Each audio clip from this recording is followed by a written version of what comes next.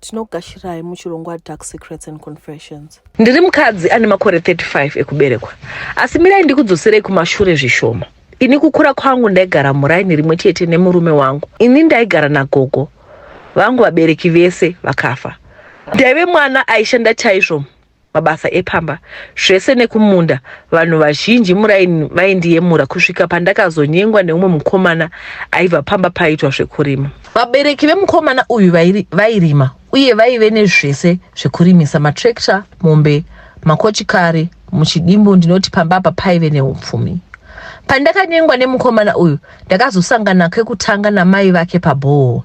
Ivo vaitopfuura zvavo vachibva kuchechi, ndokubva vandiona ndiri pabhoho vakandidedza kuti vati ndakanzwa kuti wakanyengwa naTimi. Saka ini ndokugamuchira muroora wangu une unhu hunodadisa muraini. Naizvozvo ndichaita kuti ukasike kuroorwa ini vamwene vako ndisati ndafa, uzombondibikira sadza. Tese takaseka vachibva vapfuura zvavo. Ini ndakasara ndikazadza bhaketi rangu kwakuenda kumba. Chikoro ndakange ndapedza hongu form 4 ndangogara pamusha. Hapana kuita nguva pachibva patuma munyai kuuya kuzondikumbira. Ndakaroorwa zvinodadisa. Gogo vangu vakanzi vauye kuzosarudza mombe dzavaida. Vakasvikomira padanga nana bamunini vakasaridza mombe. Vakatina gumi remombe rikaenda. Ndikazoperekedzwa kumurume wangu uyo aidzidzisa basa reudokta kuUZ. Vamwene vangu munhu aingotaura panyaya dzekuroya, asi ndaingoti kutaurawo, asi mai vaive nerudo ivavo. Vakamira pfuma ikaenda yese, asi handina zvangu kuzochata white wedding, asi ndakaroorwa vakapedza. Svika pamusha apa ndakafarirwa nemunhu wese wepamba, nekuti basa ndaisamborizesa uye utsanana ndinawo. Tezvara vangu vaive vachiri vapenyu vakazofa havo ndava ne2 years ndaroorwa. Ndo pakatanga vamwene vangu kunyanya kuzviswededza kwandiri. Ini ndaingoti loneliness sezvo tezvara vanga vafa. Ndakadiwa navamwene kusvika pakuvengwa nevamwe varoora pamusha, kusvika pakupiwa nickname, asi ndaingoti ikodo. Vamwene vakatanga kuti kwese kwandaenda vaida kundiperekedza uye kundituma bedroom mavo nguva nenguva. Rimwe zuva ndakaona gonzo richizvigeza kumeso pabed yavamwene, senge zvinoita kiti zviya. Harina kana kutiza, ndakangoti pamwe ringoriwo gonzo rine mukonyo. Rimwe zuva vakatiti muroora, enda mubedroom kuseri kwewardrobe kune bhurumu rakanaka rakasimba randakatenga kudhara, saka enda unotora mushandisa iroro pakutsvaira. Pandakapinda bedroom mavo ndakaona nyoka, oregai nditi muso wenyoka waipinda pasi pembedha. Hamene kuti sei ndisina kurohwa nehana, handina kuvhunduka. Ndakangotora bhurumu ndikabuda, ndobva ndati mama, mumba menyu mapinda nyoko. Kubva vati aiwa ichabuda, enda unovhura dhoo rangu zvishomana, haimbogarimo nekuti munopisa. Ndakabvawo ndaita sekudaro, hapana chakaipa chandakafunga, zvangu zvichibva zvapfuura.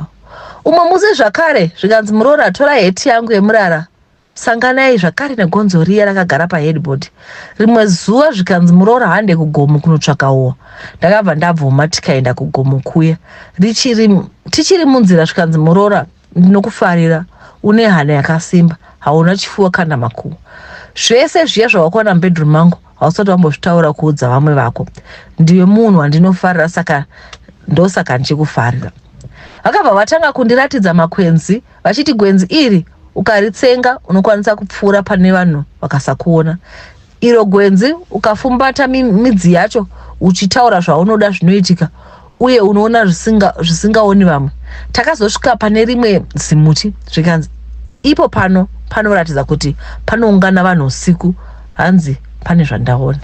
Takabva taona gudo richipfuura nekumberi kwedu. Zvikanzi waonei? Ndikati gudo. Zvikanzi harisi gudo, unoda here kuona kuti chii? Ndobva ndaseka. Ndikati aiwa zvangu, ivo vakati kutamba zvangu mwanangu. Vakabva vazotanga kuita chijairira kuti kwese kwavaida kuenda vaikumbira kuperekedzwa neni. Pamwe wainzwa voti ndakangoma juzi rangu kwamainingi muroora handi ndovaperekedza. Ndokubva umwe musi munzira ndaona imbwa yaifamba ichiuya kwataive tiri. Ndobva ndati mama, kune imbwa iyo, ini ndotya zvimbwa mupengo nenyaya yerabhisi. Ndokubva vati unoda kuona here kuti haisi imbwa? Ndikati ndoda kuona. Ndokubva nguva idzodzo vandifumbatisa kamudzi mumaoko, wane imbwa iya yachinja kuita bere. Zvikanzi uri kuonei? Ndikati bere mama. Ndichirasira pasi kamudzi kaya. Nguva iyoyo ndakabva ndaona yachinja kudzokera kuita imbwa. Zvikanzi bata hana muroora, uchiri kurangarira makwenzi andakakuonesa kugoma aya ndo basa rawo. Asi hazvidi munhu anorohwa nehana sewe nokuti uchapotsa kuziva zvakawanda. Ndakangoti ehoi mama, handina kuzombowana mufaro. Ndaive ndisingachadi kugara kumba, asi problem yaitika murume ndiye aiuya kumba pamaweekend, saka mukana wekuchiza paive pasina. Hapana kupera vhiki zvikanzi muroora ndiri kuona kuti hana yako haisisina kugarisika, saka pane zvandoda kukupa kuti nyange ukaone hana yako isimbe. Mama vakabika bota vakamwaya mushonga wepingi ndikadya, ndokubva ipapo handina kuzomborohwa nehana.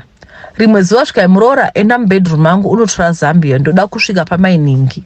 Pandakavhura idhoyo wane nyoka yeblack yakaungana, chibva ndadzokera kumashure. Amene kuti vamwene vakaziva sei kuti ndaona nyoka, ndakaona vamira padhoyo zvikanzi tora zambia undisvitse, hapana chekutyapa. Ndakatora zambia ndikavapa, zvikanzi chibuda, ndichibva ndabuda. Asi zvakangonena kuti mama havana kana zvavakataura nezvenyoka yandaona. Ko ndaizivei kuti ndokutanga kwematambudziko. Anero acho vakazondidedza zvikanzi nhasi uri kurara mubedroom mangu, enda unorarisa mwana kubedroom kwako ugotsoka muno. Zvese ndakange ndakutevedzera ndisingarambi. Vakabva vanditi ndisunde mubhedha wavo, ndikaita sekudaro. Kubva pazasi pebhedhi vabvisa rinenge zivharo repuranga, zvikanzi dongorera mukati one gomba. Mukati mune nyoka nezvivana zvacho. Zvikanzi waonei? Ndikati nyoka. Zvikanzi hadzisi nyoka, uya ubate kamudzaka. Ndakaita sekudaro. Pandakatarisa ndakaona makavi akaoma. Pazvanzi waona hadzisi nyoka ka. Tambo idzo pane dzichazoshanda. Ipapo ndainzwa kuti hana yasimba, asi ndaive ndichine confusion. Zvanga zvave kujika kuti vamwene vanorohwe, asi ndaive nekakusagutsikana. Ndaingoti pamwe kuziva makwenzi chete.